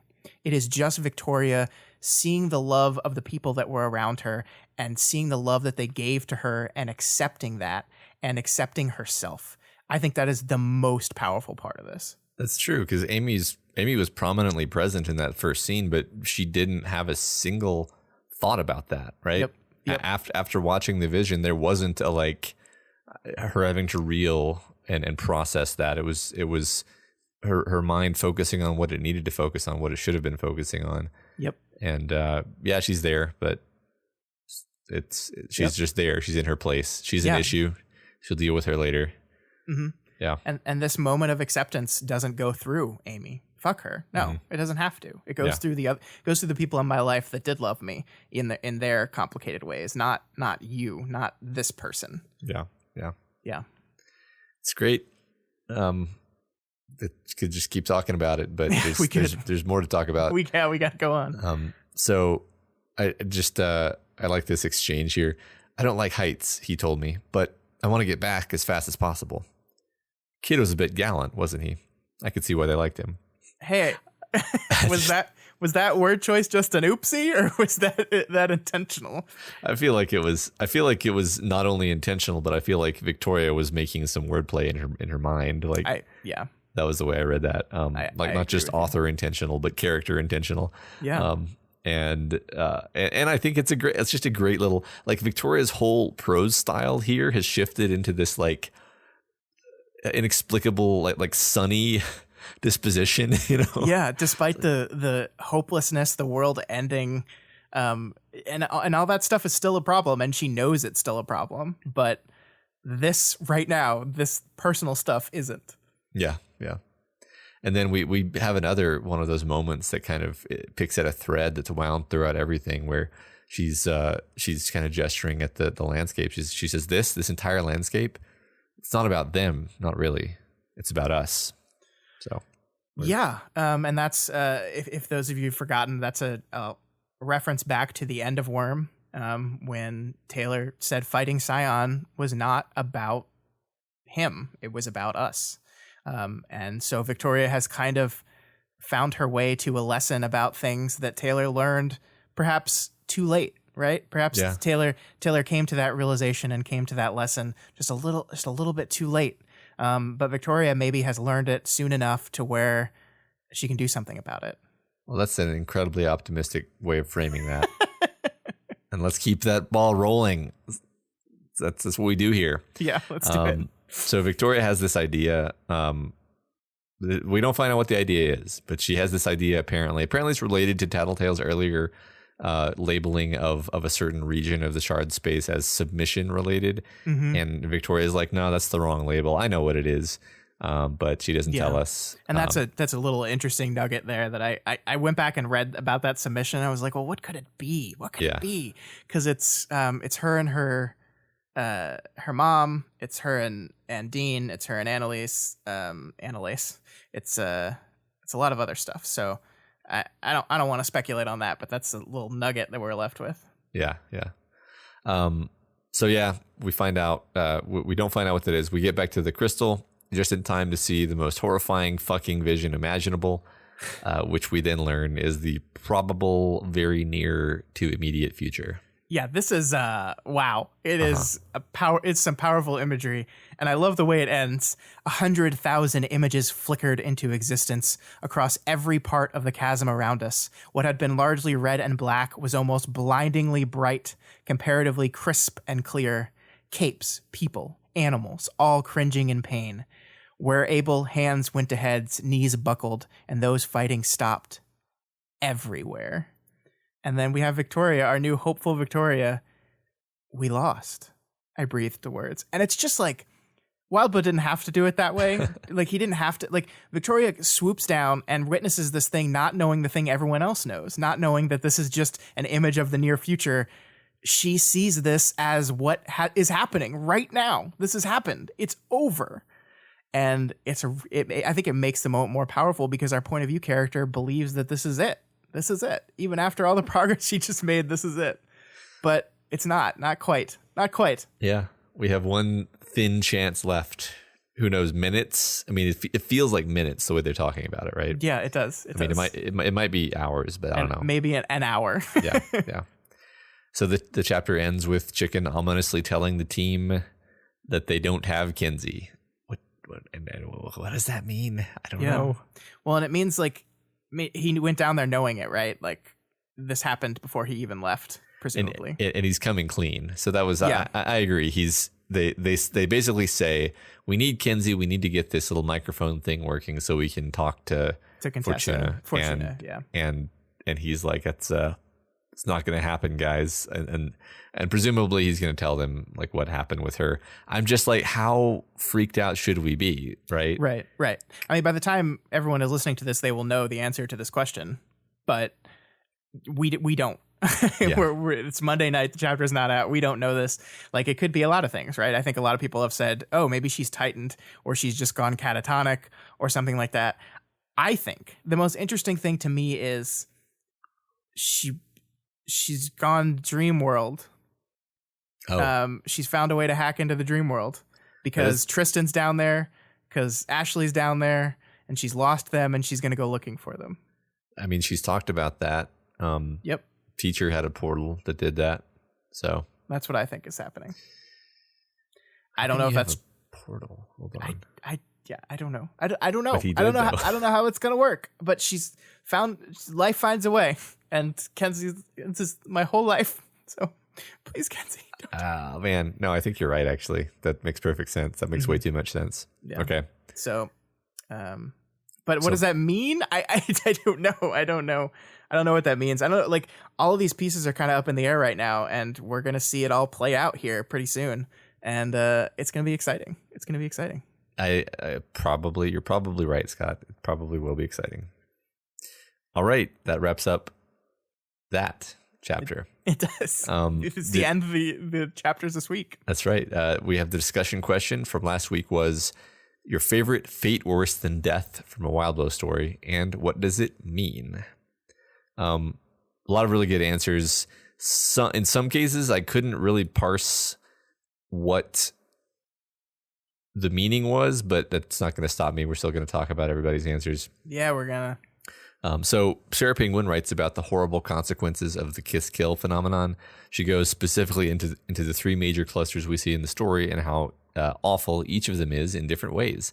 March's cluster takes the concept of obsessive possessiveness to the worst extreme. Cradle's cluster is all about inflicting your pain and your problems on other people. And Goddess's cluster is about control and inability to accept a lack of control. I really like this answer because basically Sarah Penguin showed that there's three different meanings to these three different clusters. Yeah. I remember that's something we were trying to parse like in the middle of it back earlier in the book, and I don't think we could quite get there. And now Sarah Penguin has nicely summarized those differences for us, and I totally agree. I like this a lot. Yeah. Up next, we have Master Wilhelm, who mentions Cherish's fate in Worm and how it's a 3-beat of her attempts to jump out of frying pans and into fires, play stupid games, win stupid prizes. Fundamentally, it's about the consequences of desperate choices. Yeah, I agree with that. I love that. And I wonder how old Cherish is doing with this whole craziness. I mean, if she's lucky, she's dead. Yeah, if she's lucky, yeah. No Goodbye talks about Bonesaw as a walking fate worse than death, and one who gets a number of our characters in greater or lesser ways.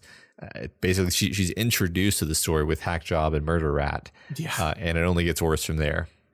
I love presenting her as that, right? Like a walking fate worse than death. Like that's what she does. That's what she creates. But like, yeah, because like her whole intro scene is this just like deluge of horrible concepts. Like as you realize what Hackjob is, it's like, oh, that's just one thing that she can do. So yeah.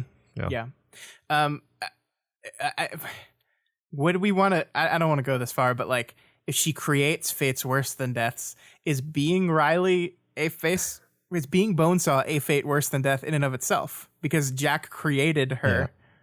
Yeah. Her life sucks pretty bad. Yeah, it does. I don't know. It does. But there's always hope for her. It's true. There is. Up next, we have Daedalus Fallen, who writes about Grey Boy victims. That's a good one. Mm-hmm. Grey Boy is the boogeyman that even Jack fears. His power provides the ultimate worst fate in the setting endpoint from which all others are judged. Yeah. Somehow, the only thing in the world that could make you look at shooting a baby in the head and going, yeah, okay. Yeah. A bunch of people talked about Grey Boy loops. Exdas Nevo also mentions Grey Boy loops and says that functionally in the story, it's something so horrifying that even hardened veterans don't dare to even look. Yeah, and Beard of Valor gets on the Grey Boy train and also says the point of Grey Boy is taking the concept of suffering that doesn't ever end and making it extremely concrete and easy to imagine. Grey Boy also serves other purposes. He's a horrible, horrible thing that Cauldron keeps around because they need him in the reserve to fight something potentially worse. And he's the thing that drives Taylor to shoot a baby. Yep, that's what we said, yeah. I love that. It's like, I think that brings to question Cauldron's methods in a way that not much else can. Because like when you're talking about the destruction of existence versus doing these horrible things to people, like I think it's easy to make a lot of trades, but then you introduce Grey Boy to it and it's like, well, we're talking about like beyond just sacrificing some people for the greater good. This is eternal or so long as to be nearly eternal suffering. Yeah. I mean, I don't know if Wildbow like literally just sat there and like puckishly invented a setting where he could just completely just create endless utilitarian arguments or ethical arguments, but it sure seems like it. Cal Subalu V2 mentions a thing from Twig. Were they right? Yes, it was a red thing, if that helps people. It doesn't. Okay. Other people than you. It doesn't help me. Now I'm going to read Twig and be like, oh God, that person's wearing red. Well. VTech325 mentions when March's girlfriend gets stuck in the featureless shard afterlife with her. I think this is a pretty blatant punishment for blindly following someone despite all morals and logic just because you're romantically interested in them. Yeah, I like that as a fate worse than death as punishment for taking the wrong route in this case. Yeah, I like that as being the meaning of that death. Yeah. Yeah. Terranome reminds us of Bonesaw's plans for Skitter to turn her into a living hive. The worst part about it is Bonesaw's childlike glee and the idea that Taylor would be aware of what was happening to her. It doesn't happen, but you know that she could pull it off, and that's enough for you to imagine it happening, which is enough. Yeah, it's so terrifying that even just the idea of it. Yeah. The idea of it gives a guy a second trigger. Yeah. So. Kyrgyzstan talks about the time Tristan kept Byron locked away for months. This fate is also relatable in a way that being Grey Boyed isn't. It's easy to imagine boredom in boredom and confinement. Byron's fate is the worst case scenario for all those built up antagonisms and fears. Byron is put into the dark by his overbearing brother and forced to watch every moment as Tristan lives out a better version of Byron's life while Byron watches. Yeah. I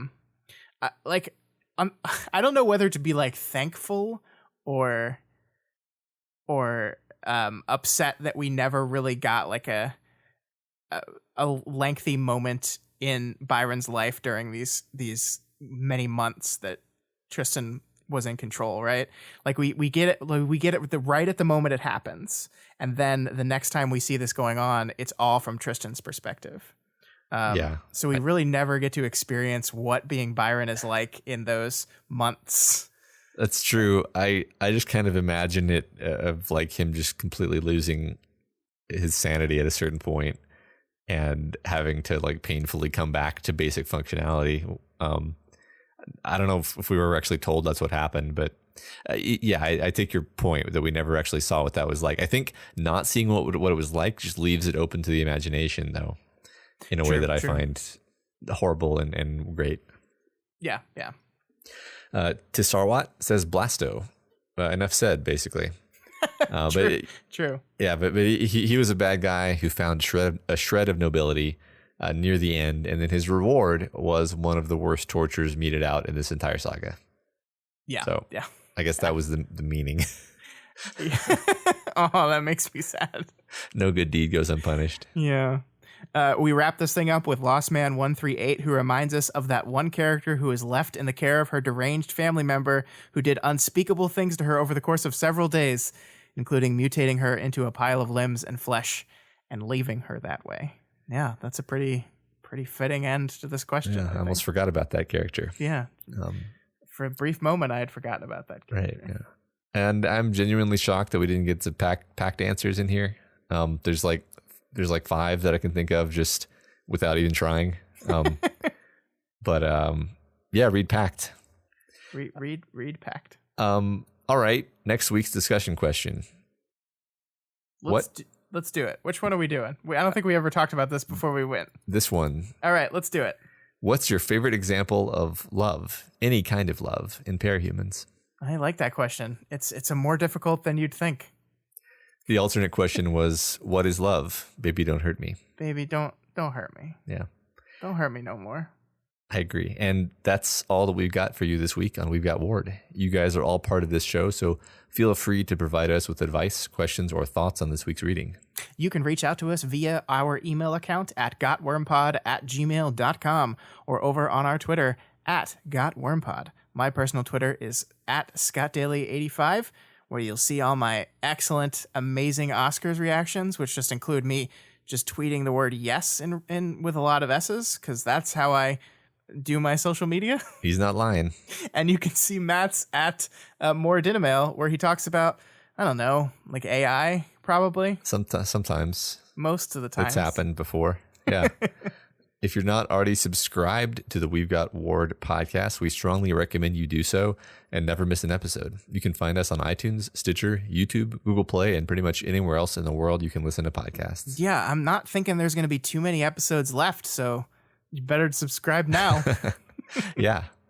And as always, you can find all the other shows we do over at our website, doofmedia.com. That's where you will find our brand new podcast. Well, it's not new. It's new to us. We want more. Also, you can find the Doofcast, Deep Impact, which is also coming to its end. I am frantically reading Pact to try to finish that before the end of the month. But Deep Impact, I've been listening to the old episodes from months and months ago. And Matt, did you know this show's pretty good? I did. I'm probably several months ahead of you, but I'm still not actually caught up because they release a lot of content. But it's great. Man, like. If you start binging their show now, maybe you can finish in time. I don't know. Maybe. Try. I dare you. Yeah, that's that. Also, the Do the Right Thing contest wrapped up recently, and there were some winners announced. I don't have that in front of me. Do you mean the doof the right thing? What did contest? I say? What did I say? You just said do the right thing. The doof the right thing contest. Yeah, it's important that we. I have trouble pronouncing my F's sometimes. Some winners. So that's cool. I wish I knew. Yeah. I wish I had the names to say them right now. I do not have them in front of me either. But 3 people won because that's how many spots there were. Yep, and they were great. And if you like any of our shows and you want to support them, you want to support those contests, consider donating to patreon.com/doofmedia. Supporting us at the $5 level, $5 per month gets you access to the monthly Doof Crew Hangout sessions where we do stuff like act out AI dungeon scenarios and play games together on the live stream.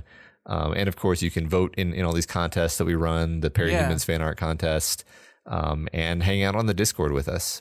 Yeah, we're also going to try to start just like hanging out in voice chat every once in a while with people. Yeah, or just kind of live streaming random things maybe. But yeah, we're trying to do more. We're trying to do more stuff. We like our people, and we want them to feel like they're getting their value out of supporting us. So yeah, we're just gonna give ourselves up to you. Not like that, Jesus. Oh God. And as always, make sure you go over to patreon.com/wildbow and donate to Wildbow because this is his world. We're just playing in it. Absolutely. This week, special thanks to new patrons, Bedoofs, Aaron B., Diogo G., Wesley F., and Serene Nocturne. Wow, that's a lot of names. And new Doof dancers, Scion Did Nothing Wrong. Feel like we've had... Anyway, and Emilio A. They upgraded. Oh. They were a $1 user and upgraded to $5. So well, thank you. I'm always good to say that phrase again out loud. Really appreciate all of y'all. It's fantastic. I wonder if some of these folks aren't coming in from We Want More, and if so, welcome. I'm sure you're listening to this episode at the tail end of the Ward podcast. Yeah, we gotta find a way to allocate, give shout outs to people on the shows they want shout outs for, because that's going to be a problem going forward. Well, don't you worry about that, listeners. Networks. That's our job. That's behind the scenes stuff. We're just going to shove that right there under the carpet. Yeah, don't look at it. Look away. Look away. Yep.